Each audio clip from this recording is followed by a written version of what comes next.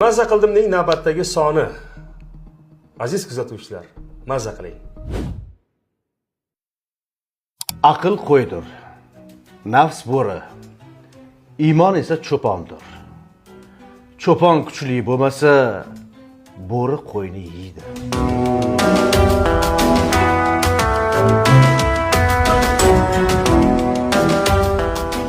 Ko'rlar bozorida ko'zgu sotmang. Karlar bozorida g'azal aytmang.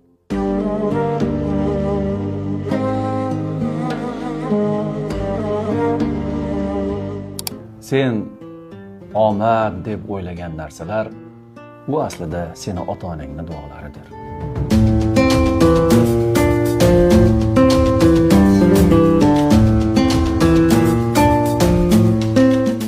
Har kecha uxlashdan avval yaqinlaringizni Allohga omonat qiling. Uxlab uyg'onmaslik bor. Uyg'onib topolmaslik bor.